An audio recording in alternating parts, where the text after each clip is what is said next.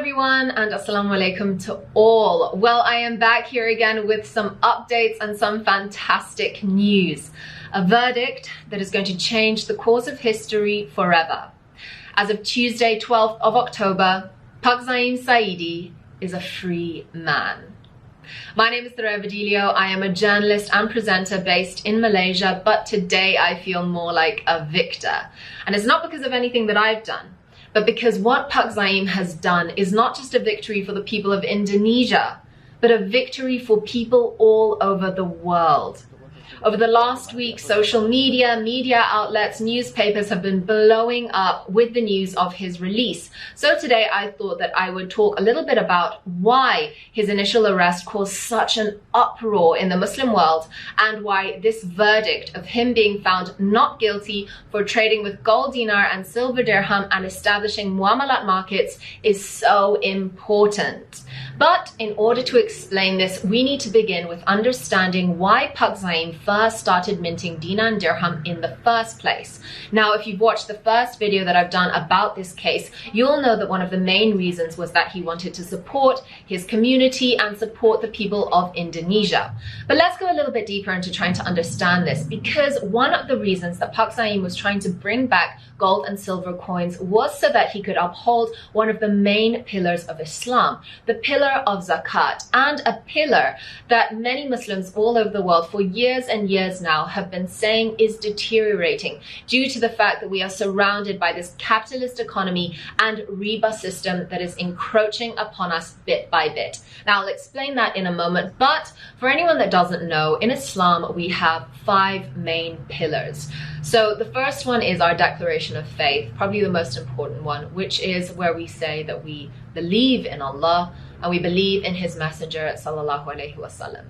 The second one is the pillar of salat. This is 5 times a day Muslims will pray, we put our head down before Allah.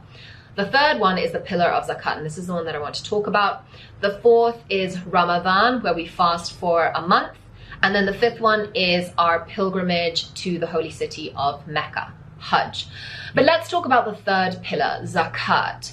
So zakat is a tax that is paid and collected to be given to the poor or the needy.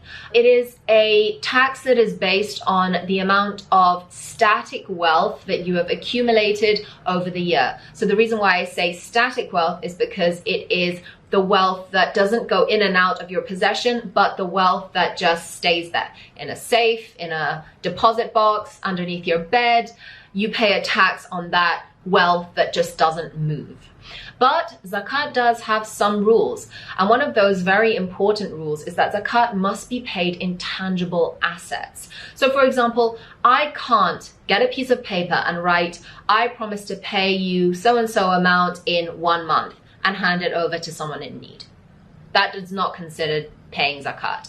I also can't get a piece of paper and write, I promise to pay you tomorrow this amount, and hand it over. You haven't paid zakat if that's what you're doing. So you cannot pay zakat with a promissory note, which is why Muslims all over the world refuse to pay zakat with fiat currency, with paper money, because it doesn't have any intrinsic value within it.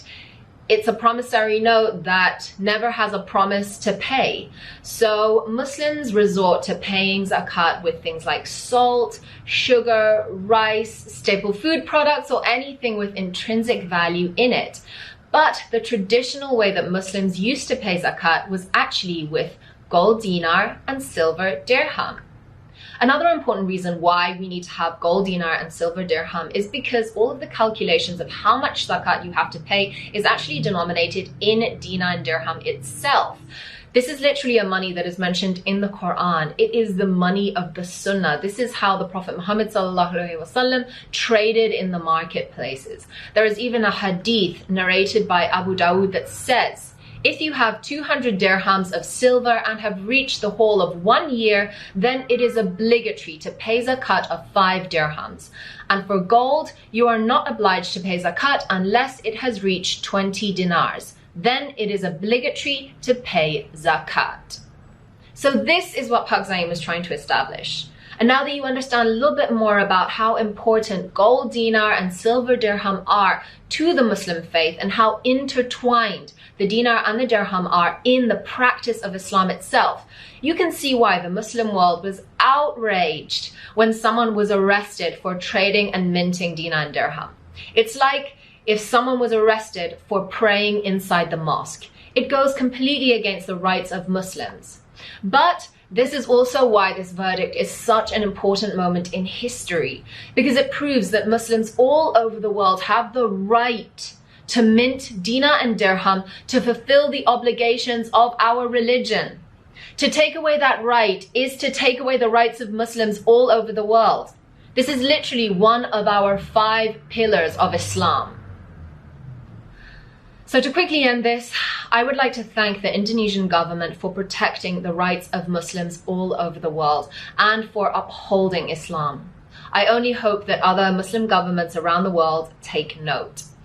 I'd also like to thank every single one of the Indonesian people that was involved in the muamalat markets, that paid zakat with dinar and dirham, that bought dinar and dirham, to all of the traders that accepted payments in dinar and dirham. Thank you all so much. Because of what you've done, Muslims all over the world now have a model that we can replicate on an even bigger scale in all of our Muslim communities.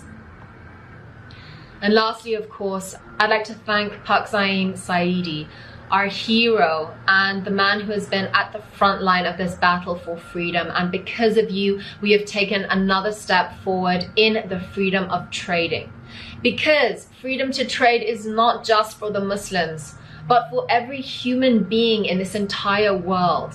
And this is why being found not guilty for trading with gold dinar and silver dirham and establishing muamalat markets is a victory to all of us.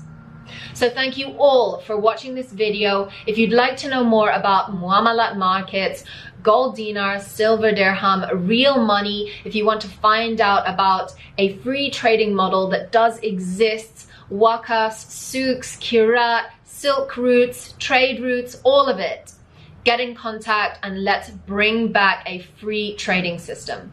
Thank you all so much. Bye.